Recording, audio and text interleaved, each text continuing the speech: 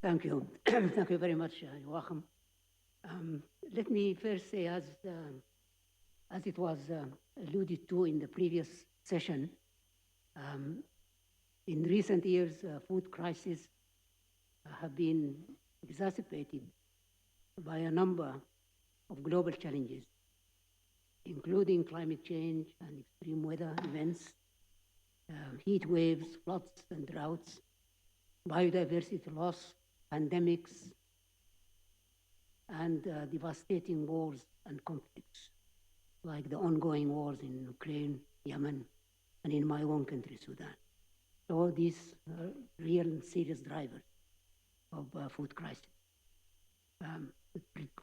Predicting and preventing and mitigating these crises will require theoretical and ethical consideration, reliable, accurate, and timely data, and practical approaches.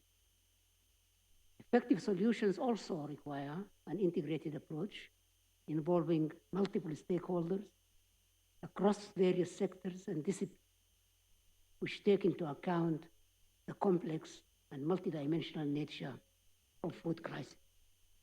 So in this second session of the workshop, we shall examine the role of theory, ethics, relevant data, and appropriate approaches in driving actions to predict, prevent, and mitigate food crisis. And we are pleased to have with us to address these issues 5 prominent speakers. And we'll start with the first speaker, is Catherine Bertini. Catherine is the director of Food Initiative of the Rockefeller Foundation and former director of WFO. Catherine, the floor is yours. Thank you. Thank you very much, Mr. Chairman. Okay. Mr. President, Your Eminence, Cardinal Turkson, ladies and gentlemen, being in the Vatican today reminds us that it's for millennia, we as humans have understood the need to help our brothers and sisters. We're here, I think, in part because we don't collectively think we're doing this as well as we could. Certainly, it's part of humanity to reach out to help those less fortunate.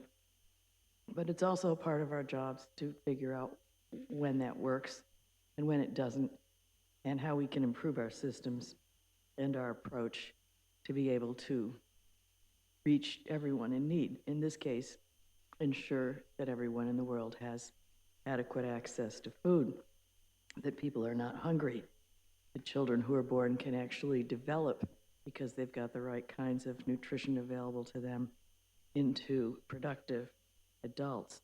The people living amidst disasters have access, and that in fact the numbers of crisis and disasters dissipate.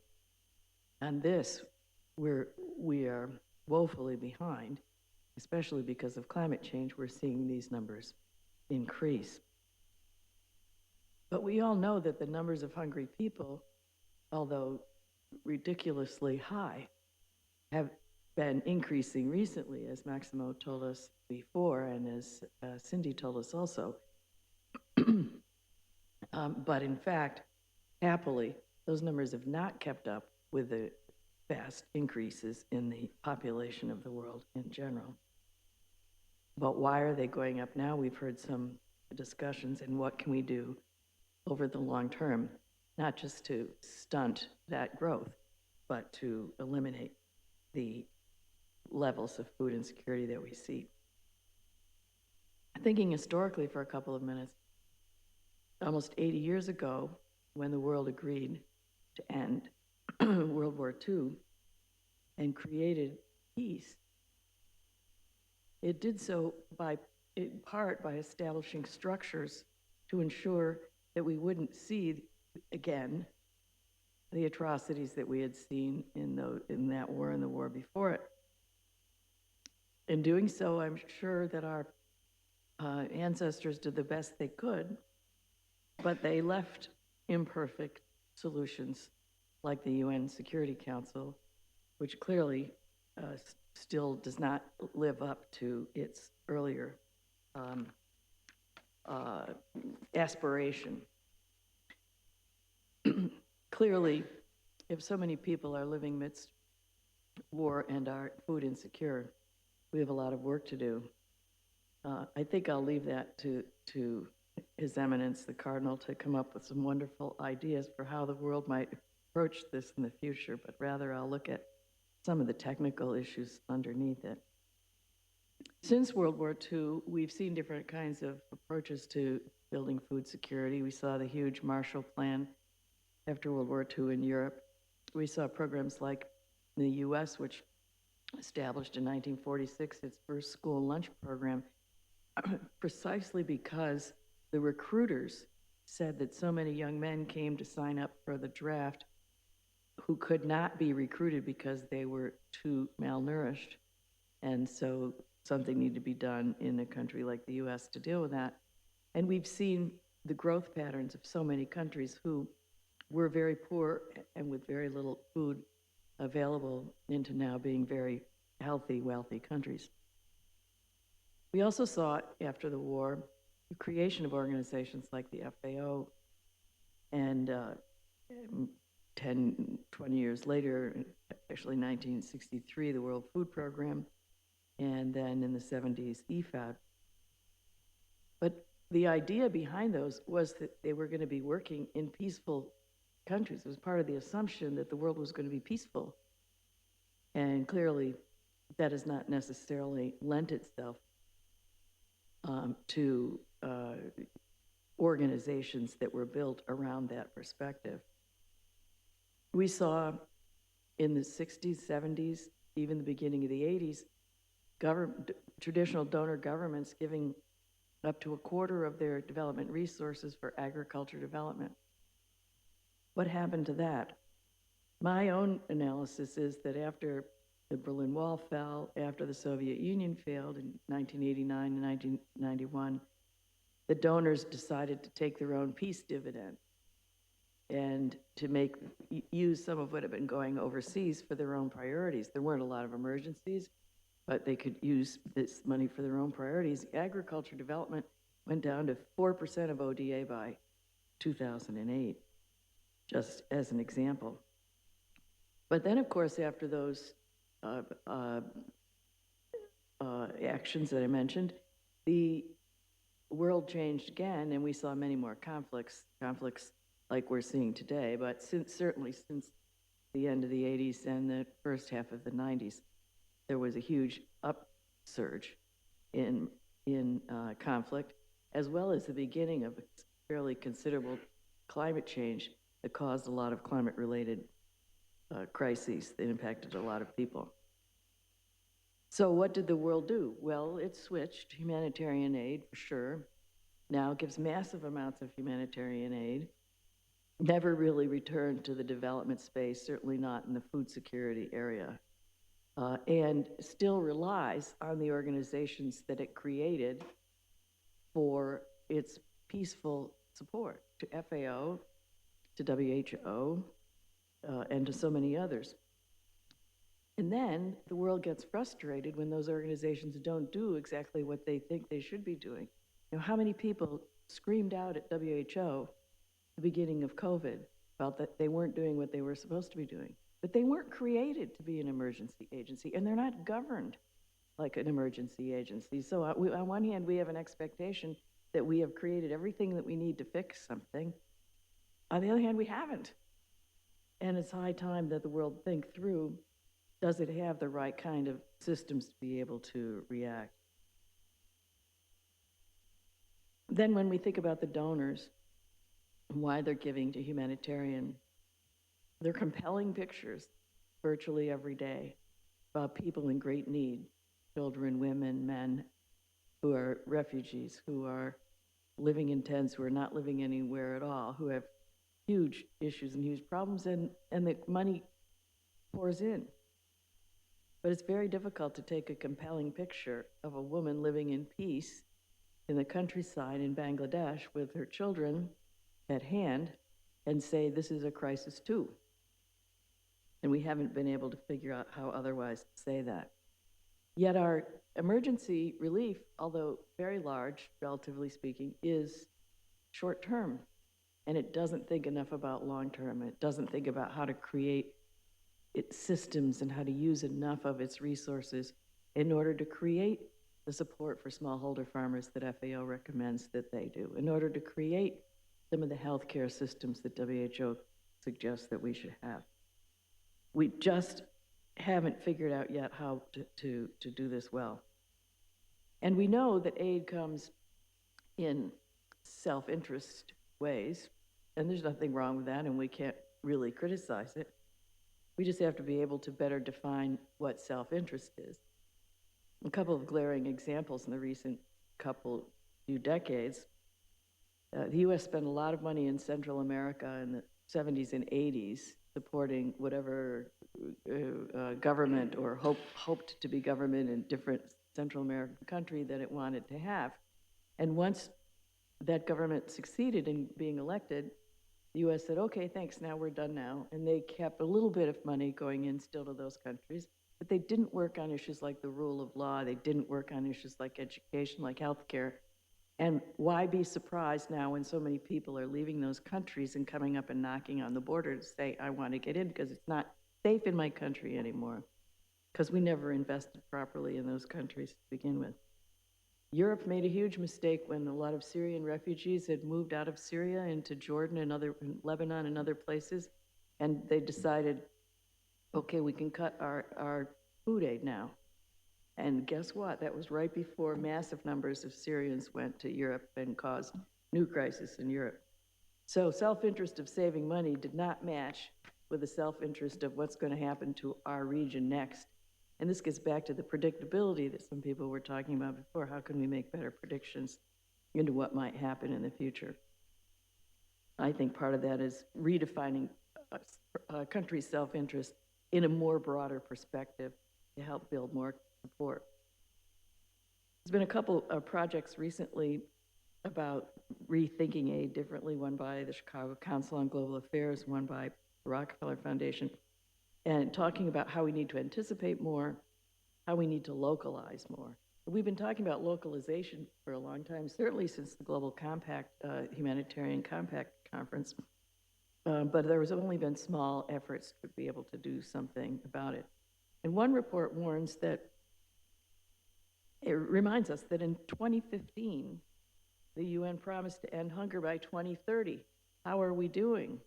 We already heard some of that from Maximo. The report suggests that by 2030, we may have more people than we did when we wrote that agreement in 2015. So when we think about humanitarian and all the people who are food insecure, we should rethink our use of resources and whether or not those resources are being used not just to feed people today, and I'm talking about food security mostly, not just to feed people today, but to help build their capacity to feed themselves in the future. If we're going to create a school lunch program, for instance, and they're critically important, let's not just create it with food that we're sending in, but create it also by supporting the growth of agriculture in that region so the school can afford to buy their own food in the region, and it supports the region as well. There are many, many examples. When we think about the people who are food insecure because they are poor, we can look at all sorts of different ways that we're trying to impact those people and those crises. But I submit that one of the bases that we have to remember, that we have to always think about, is related a little bit to what Ms. Annan talked about before, and that is related because it's a similar population to mothers and infants. We've known from all different sorts of reports and projects that have been done that the most critical time in a person's life is from conception to age 2. And we've got all sorts of campaigns to try to work on getting the right kind of resources to mothers and their babies at that time, but they are not universal. We haven't even convinced all people around the world that it's important for that population to eat first, even in their own family. And that's something absolutely critical that we need to pay more attention to, because those children will be stunted for life if they don't have enough food. And that means that for life, they will not be able to be as productive, and therefore their communities will not be able to be as productive as in the future. Just recently, there were 2 reports published, one by the University of Bonn, one by IFPRI, both of whom are represented here, talking about the stunting from children who were born during the last food price crisis between 2008 and 2011, and showing the difference that even a small amount of increase in cost of food had in terms of a much bigger increase in the amount of children who were stunted. It showed that when there is a sudden lack of food, just as if there's a perpetual lack of food, that population is dramatically increased. And that's the last population that we want to have be dramatically increased, because that's a generational issue. It's not an issue of you or I not having enough food for a year. It's an issue of children not being able to grow into productive adults because of that. Few of the issues that keep coming up over and over again in these reports and others: silos. You know, we build silos. Some of them are these agencies I talked about before. Well, when we created different agencies, we did it based on what our agencies look like in our capitals. Oh, we have a health department, so we need a World Health Organization. Oh, we have an agriculture department, so we need an agriculture organization. And we didn't think about the cross-fertilization of those organizations and the import. We don't often think about it in our own capitals, probably, but also how we're going to ensure that we're actually thinking about health when we think about agriculture, and thinking about environment when we're thinking about agriculture. And these just are different silos that we haven't been able to put together yet. I'm not suggesting they need to be in the same organization, but we haven't thought that out globally, how to deal with that. We still haven't, although all the talk about local participation, local decision-making, we still haven't dealt with the issue of top-down decision-making by donors and by countries who are managing food programs. Decisions can't be made only in capitals, or only even, frankly, by mayors. They need to be made by the people who are most invested in food security, most invested in ensuring that the families and the communities are going to have enough to eat. And I argue, and have argued for a couple of decades, that means that we need to be inclusive of women in our process. We need to be listening to the voices of women when we talk at the local level, because if our mission is food security, and if you have food security because you've eaten something that's worthwhile eating, who fixed it for you? Who made it for you? Who cooked it for you? Who grew it for you? Who bought it for you? And until those people are at the table participating in the decisions about what's needed and what's best for the community, we're never going to be as effective as we might think we are in any other organization. In 1945, we had our best interests at heart for humanity, for the globe, and for what the future was going to look like. When we thought about that, we did think, although we talked about human rights and we talked about individuals, we did think about nations and the stability of nations. Now we really must switch that and think about communities and families and the stability of communities and family. Thank you.